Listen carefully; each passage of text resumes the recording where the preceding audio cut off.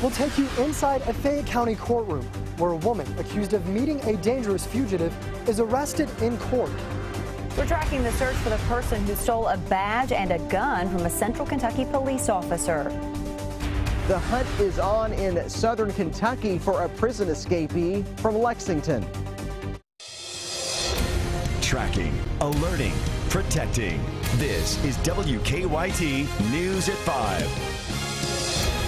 Good afternoon to you. A woman ends up in cuffs during a hearing for a man accused in a deadly crash. We were the only television station there as deputies took Charity Pennington into custody. She and Benjamin Brewer were arrested in Lexington last week. Brewer is wanted on 6 counts of vehicular homicide in Chattanooga. WKYT's Mark Barber shows us what happened in our top story at 5. The preliminary hearing for Benjamin Brewer started quietly enough. He said he wouldn't fight extradition to Tennessee, but the hearing ended with the other person charged in the case being arrested in the courtroom. Charity Pennington was taken into custody because she didn't take a drug test after she was released from jail on bond. Her attorney tells us she was waiting for authorities to contact her and tell her to be tested. Police say Pennington was found in a car with Benjamin Brewer when he was caught in Lexington last week. He was wanted in Tennessee on 6 counts of vehicular homicide. Brewer is accused of crashing his tractor trailer on I-75 in Chattanooga, killing 2 children and 4 others back in June. U.S. Marshals found him in Lexington by tracking his phone. Police tell us when they caught up to him, he was in a car with Pennington. Officers say he had 3 grams of crystal meth in his pocket, and she had $3,000 in her purse. Her defense attorney claimed she had that money because she was traveling. Her family says the two are friends, and she came to Lexington to meet Brewer because he asked her to. Investigators aren't convinced she's innocent. The judge said he will review Brewer's extradition next month to make sure he has been sent back to Tennessee by September 9th. In Lexington, Mark Barber, WKYT. Brewer is facing drug and criminal mischief charges in Lexington. Pennington is charged with hindering prosecution and drug trafficking. We have some showers and storms moving into the area this afternoon. It is all ahead of a front that will bring us some much cooler weather. WKYT Chief Meteorologist Chris Bailey is tracking it all for us on the First Alert Defender. Yeah, we continue to see the clouds thickening up slowly but surely in Lexington. That tropical humidity going to lead to some booming thunderstorms as we go through the evening into the overnight, especially in the parts of central Kentucky. Live look into Lexington as of right now, and that sky again has the tropical look, doesn't it? Humidity off the charts, and lo and behold, look what we have on Defender. Thunderstorms that are gearing up for areas to our west. Those thunderstorms again are going to roll on to the east and the northeast. So out ahead of that, still the possibility for a couple of thunderstorms to go up. Newcastle, Henry County, just to the north of the Sadieville area, up into Williamstown, Falmouth, northern parts of Harrison County, getting in on some raindrops. Lexington Metro, nothing out there yet. Look what's lurking down the BG Parkway, though. Pretty good little complex of thunderstorms lifting toward the Frankfort area from E-Town. Additional showers and storms now from Campbellsville down just to the west of the Lake Cumberland area. This stuff is right on top of Columbia into Adair County. So Columbia really raining to beat the band. Russell Springs down toward Lake Cumberland, Dunville, and eventually into the Waynesburg area. Thunderstorms will be rolling on into town.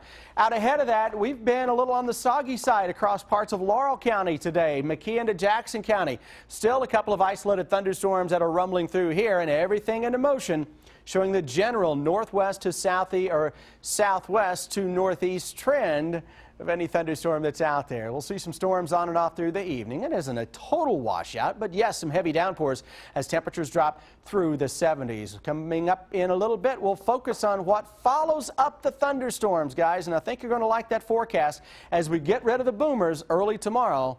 Fall may be in the air, at least for a while. All right, Chris, thanks so much. Frankfort police want to find the person who stole an officer's badge and handgun. The items were taken from a locked, unmarked car parked in the officer's driveway.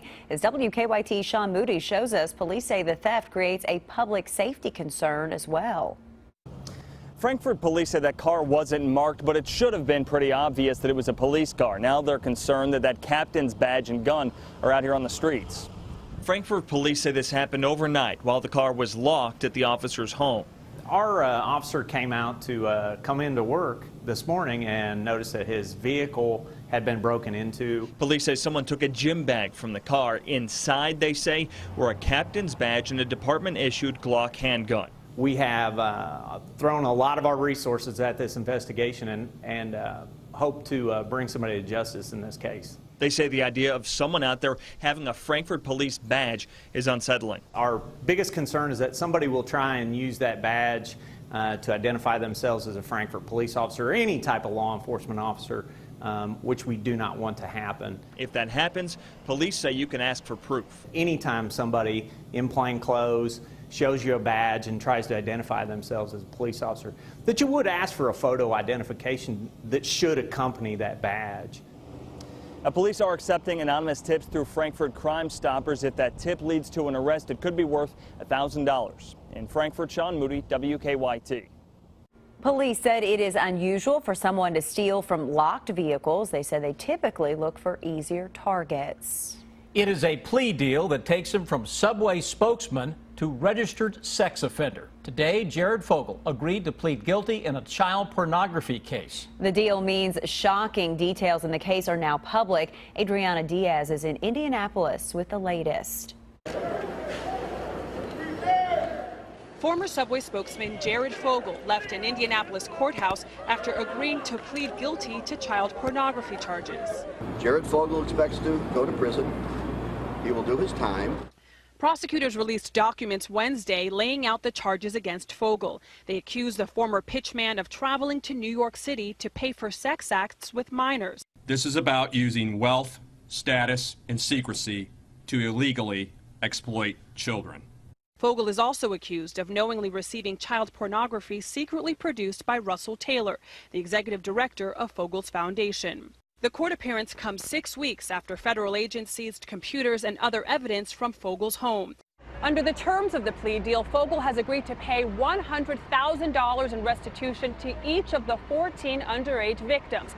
He will also register as a sex offender. Hi, I'm Jared, the Subway guy. 37-year-old Fogle became a household name more than 15 years ago as a pitchman for Subway after he lost more than 200 pounds. The company tweeted Tuesday night, "We no longer have a relationship with Jared and have no further comment." Adriana Diaz, CBS News, Indianapolis. Fogle is expected to receive between 12 and a half years in prison. His wife released a statement saying she is shocked and disappointed. She filed for divorce this afternoon. A judge has set a trial date for a former University of Cincinnati police officer charged with murder. 25-year-old Ray Tensing will stand trial on November 16th. A grand jury indicted him for murder in manslaughter in the shooting death of Samuel DuBose during a traffic stop in July. His attorney plans to ask for the trial to be moved to another county. A closed jail will soon be reopening. Our county-by-county coverage begins in Estill County, where the fiscal court voted 3-1 to reopen the jail. It's been closed since last month because of a bed bug infestation. The bed bugs are gone, but officials considered keeping it closed because it saved the county $1,200 a day.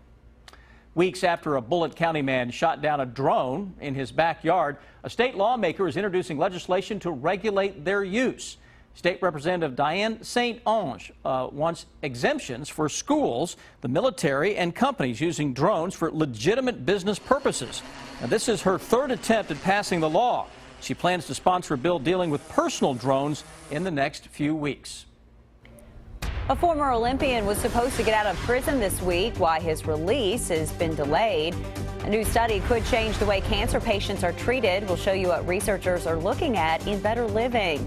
And a thief takes off with a jar of money meant to help those in need. You'll see the crime caught on camera on WKYT News at 5:30.